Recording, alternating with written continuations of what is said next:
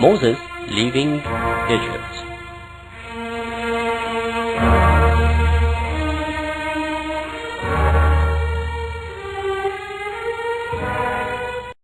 In return to abundant blessings of God, Moses decided to help the oppressed and the poor. He wished to relieve the poor from suffering and satisfy the needs of the poor people. One day, while Moses was going back to Pharaoh's palace, he noticed two men fighting hard, one from the Pharaoh's ethnic group and the other from Israelites.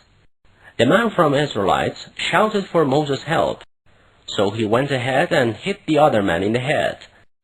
This blow was so hard that the man immediately fell down and died. Seeing the man dead, Moses was very distressed. So he rose at his head and said, "My God, I shouldn't have rushed to this extent in defending the oppressed." And now there was the possibility that Moses would himself get into trouble. There came another day when Moses was on the way to a certain destination. While he was walking, he saw the man he had helped the other day, who was again fighting with another man of Pharaoh's. Moses went ahead this time and said, "And truly you are one of the misled." Saying this, he advanced to settle the quarrel down. The man from Israelite said, "You, Moses, are you going to kill me today, just as you killed another man yesterday?" Hearing this, Moses found himself in danger, and therefore attempted to hide himself in a safe place. Pharaoh's agents were after Moses, and they were searching everywhere for him until Pharaoh's treasurer recommended Moses to leave the town to avoid being arrested. Having no other choice, Moses decided to leave the city. He went out of the town while he had no food and provisions with him. Moses got out of the town while he was worried and frightened of Pharaoh's agents. Having nothing with him, he was walking helplessly in the desert. So for some days he went without food and water until he reached Midian's well. Some shepherds had gathered round the well under a tree and were busy bringing up water to quench their sheep. There, Moses saw two girls standing away from the well who were trying to keep their sheep from approaching the well. Moses went to them and said, "Why don't you come forth and let your sheep drink water?" One of the girls said, "We should wait until the men are finished with quenching their sheep first. Then we are allowed to quench ours." The other girl added, "Our father is an old man and is too weak for such heavy tasks."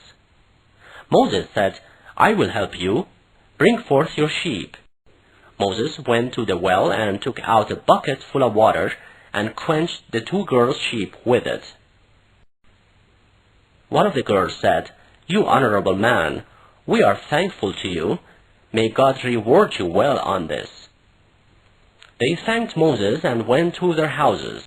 Moses, too, tired of his long trip, took shelter in the shade of a tree in order to rest for a while.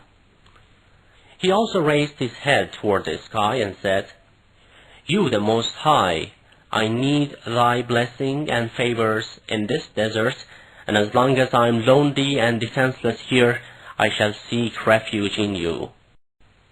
Moses was still praying to his God and thinking of his own future when one of the girls whom he had helped returned to him and said, "My father wants to see you. He wants to reward you on what you did for us. Now come with me to our house because he is expecting you." Moses said, "Thou great God, I shall trust in you. Now you show me to your house."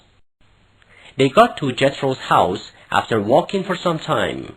There, the girl said, "Dear father, here's the young man we have told you about." Shoaib said, "My son, you seem to be a stranger here. Tell me where you have come from and what you do here." Moses replied, "I have run away from my hometown so as not to be arrested by Pharaoh's agents." Shoaib said, "My son, do not be afraid now, for this land is out of Pharaoh's domain, and it is not ruled by him. Here you can be safe from their harm." One of the girls said, "Dear father, employ this man to run your affairs and help you with everything. He is powerful and trustworthy." The other girl added, "Yes, father, today, with the help of this young man, we returned home sooner than every day." Shu'aib said, "All right, what is your idea, young man? If you remain at my service for 8 or 10 years and take care of my sheep, I'll let you marry one of my daughters."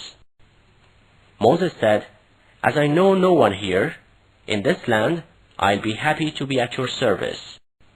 Shu'aib said, "I hope you'll find me one of the pious men of God."